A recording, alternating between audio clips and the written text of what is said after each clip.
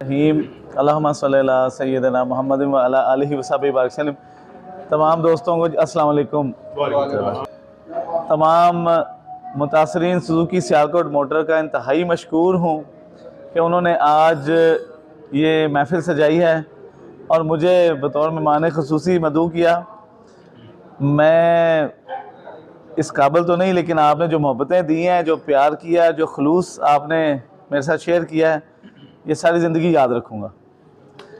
मैं तो जो मामला था, जो नैब के अंदर एक अरसा दराज से चल रहा था, उसमें अल्लाह ताला ने उस वक्त रूह फूंकी जब अल्लाह ताला ने करम किया, वो मुझे इज़्ज़त मिली। चैम्बर के प्लेटफॉर्म से मैंने चेयरमैन नैब लाहौर, उनके साथ मैंने लाहौर चैम्बर ऑफ कॉमर्स में मुलाकात की और उनसे मैंने सुजुकी सियालकोट मोटर के केस के लिए तकाज़ा किया, मुतालबा किया कि हमारे लोग परेशान हैं, नाराज़ हैं, नैब सियालकोट की तरफ तवज्जो नहीं कर रही। एक अरसा दराज से हमारे बहुत सारे मामला लटके हुए हैं, जिनमें सर फ़हरिस्त सुजुकी सियालकोट मोटर का जो केस है, मुतासरीन मासूम हुई है। एक लंबा अरसा गुजर गया है कि ये मामला किसी तरफ नहीं लग रहा, तो हम आपकी तवज्जो के मुंतज़र हैं। इदारे चाहते हैं कि वो असासों को बेचकर जो पैसा रिकवर कर लें, और मैं आपके साथ वादा करता हूँ कि आप मुतासरीन को नैब पैसे दिलवाएगी और इदारे अपने पैसे खुद जाने और ख़ुद रिकवर करें। वो जब चेयरमैन नैब जनरल साहब बड़े नफीस आदमी हैं, बड़े ही नेक सूरत और नेक सीरत इंसान लग रहे थे, ये कह दिया ऑन कैमरा, तो मेरे एक दिल को तसल्ली पहुंच गई कि भाई अब ये मामला किसी तरफ लग जाएगा। तो फिर अल्हम्दुलिल्लाह फिर वो एक नया सफ़र आगाज़ हुआ, नए सफ़र का आगाज़ हुआ, और उसमें फिर सियालकोट चैम्बर के प्लेटफॉर्म से और मुलाकातों का सिलसिला भी शुरू हुआ। इस सारे मामले में मैं एक चीज़ कहना चाहूँगा, ये शायद कभी ना मुमकिन होता अगर सियालकोट चैम्बर ऑफ कॉमर्स का प्लेटफॉर्म ना होता, अगर सियालकोट चैम्बर ऑफ कॉमर्स की सदारत शायद मेरे नाम के साथ ना जुड़ी होती तो ये मामला हल ना होता।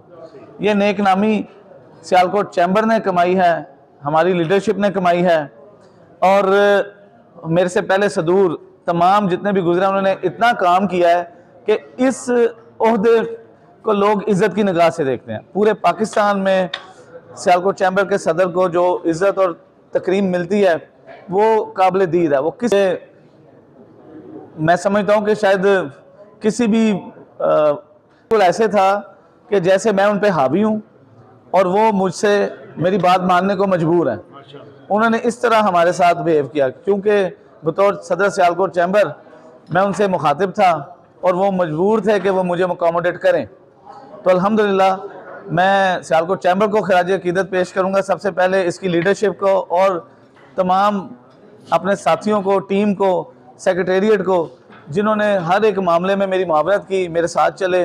और ये साथियों को कहना चाहता हूँ, मैं दिल से शुक्रगुजार हूँ अरशद भट्टी साहब का, ख़ास तौर पर इन शख्सियात का, अपने भाई का, इम्तिनान साहब का, क्योंकि उन्होंने इस मामले में ना सिर्फ खुद मरकज़ी किरदार अदा किया शाना बशाना, बल्कि ये हर वक्त कनेक्टेड रहते थे और ये चीज़ों को बताते भी थे, अपडेट भी करते थे, और बड़ी शफाफियत से, नेक नीति से सबके मफाद को लेकर चल रहे थे। इस पूरे मामले में एक खूबसूरत बात और है कि हम में से किसी ने भी अपने ज़ाती मफाद को तरजीह नहीं दी। अल्हम्दुलिल्लाह सब ने मिलकर, जो लोग भी आगे लगे उन्होंने सबके लिए काम किया। तो इस पे मैं शाबाश देना चाहूँगा अपने साथियों को, दोस्तों को, कि हम सब में इत्तेहाद रहा, यूनिटी रही। और मैं आप सब का मशकूर हूँ। ग्रुप के अंदर भी, व्हाट्सएप ग्रुप में आप सब ने मुझे बहुत मुबारकें दी, बहुत इज़्ज़त अफजाई की। मैं इस सारी की सारी मुकम्मल तौर पे जो आपने मुझे प्यार दिया, मोहब्बत दी, इज़्ज़त अफजाई दी, मैं इसको सियालकोट चैम्बर के नाम करता हूँ। और मैं आपको कहना चाहता हूँ कि अल्लाह ताला हमारे इस इदारे को कायम दायम रखे। इस इदारे ने बहुत बड़े बड़े काम किए हैं सियालकोट के लिए, और इंशाअल्लाह ताला आगे भी होते रहेंगे। आप सबका बहुत बहुत शुक्रिया। और कुछ परसेंट काट लिया जाता है, इस पर भी हमने बड़ी नेगोशिएशन की। ये हमारी उस टीम का हिस्सा है, करामुल्लाह साहब के नाम है। मैं बहुत शुक्रगुजार हूँ उन दोस्तों का जिन्होंने इसको याद रखा और हमें फिर एक बार तो ये जो दास 15-16 साल इकराम साहब माशाल्लाह नहायत ही बेहतरीन इंसान, बड़े काबिल और अपनी काबिलियत के एतबार से अल्हम्दुलिल्लाह